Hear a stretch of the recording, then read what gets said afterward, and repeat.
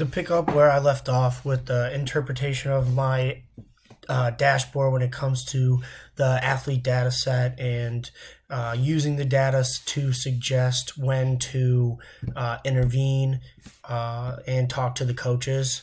So with athlete 16, the training monotony is high around week 4, and this is around the time where the sprint total distance is starting to increase above those upper limits, and the athlete might, based on the data, is sprinting a large distance or a overall total distance that's higher during this time period, which they seem to find uninteresting. And it would be time to talk to the coach and intervene because this athlete would see more, would benefit from a more interesting training session where they might not be sprinting as much, but the total overall distance is increased. And when looking at the effect size, there's a huge spike between week 5 and 6,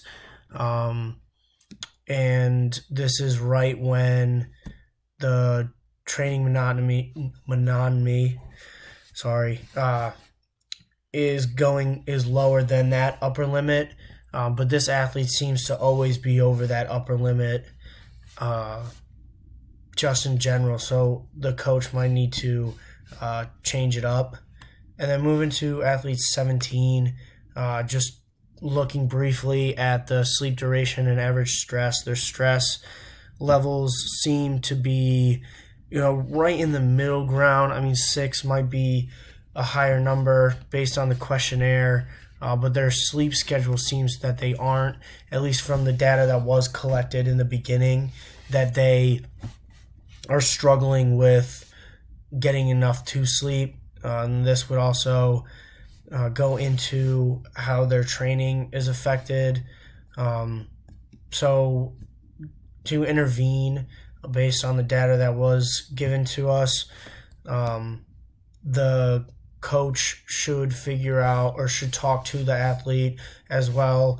Talk to the athlete, to understand how their stress levels are affecting their sleep, or how training might be affecting their sleep, because the athlete could have other things going on, like schoolwork, or just the hours of the training sessions are not good for their sleep schedule, because 8 hours, you want your athletes to get that minimum of 8 hours that they need to help them recover and be ready for the next training session.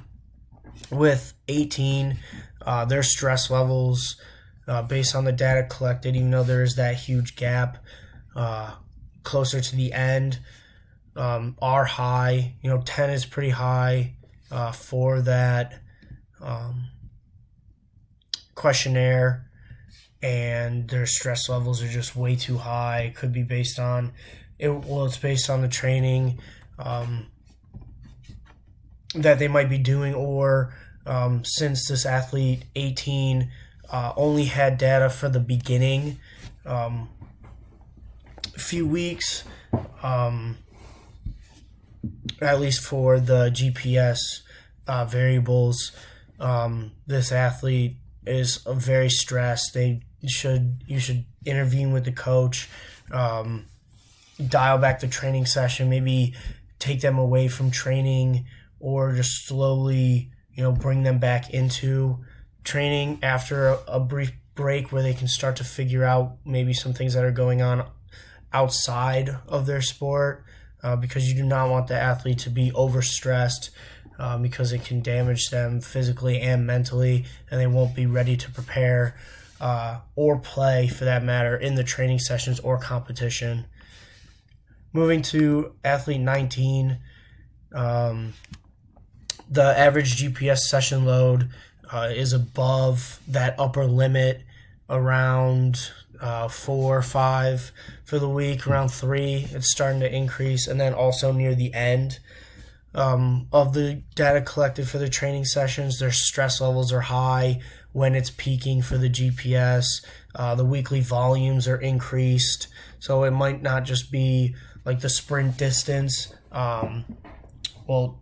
Compared to some of the other athletes where there is that connection between the session load, even though the overall distance is less, the sprint distance is higher. So their stress levels are above that upper limit. Their weekly volumes are quite high during those times as well.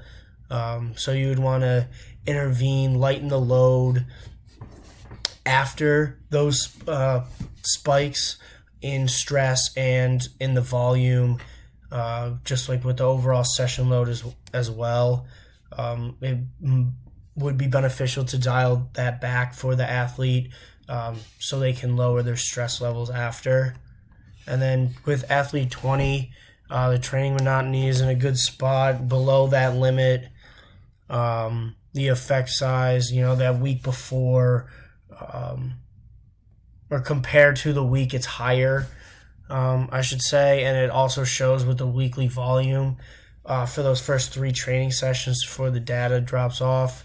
So it might be beneficial to step in based on these numbers and get that load decreased slightly, because the athletes does seem to still be interested in the training session. It's not just boring, and it's changing, the variability of those training sessions, even though that the load is going up from the first week and then back down after the second week. So that variability might be something you'd want to continue for this athlete. With athlete 21, their sleep schedule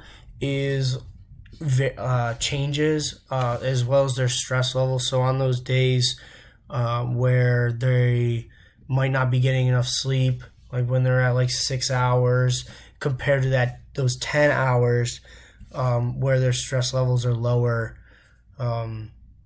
it would be beneficial. So the data suggests that you should step in and try to find the stable sleep schedule for this athlete to help limit that stress that could be carried over into training. Moving to athlete 22, the average distance is above those the upper limits. It's kind of peaking up around that same time, kind of close to week 6 up to week 7 and 8, where the distance is high. The variability in that with the training monotony, there's not much variability. It's quite boring for this athlete. So to change, the data suggests that you should change it up for this athlete, so that the distance isn't high. It would help them recover, get their legs back underneath them. If you decrease the average distance that they're traveling during the training session, though when the average is higher, the effect size is also higher for that week compared to the other weeks of their training. It might be better based on the data to try to even it out a little bit, so we don't have those spikes during those athletes' training sessions. It would be beneficial to intervene, like I suggested, from the data, and let the coach know that changing the schedule up, maybe lowering that total distance, so the average distance for those days, like the weeks, would be beneficial for this athlete.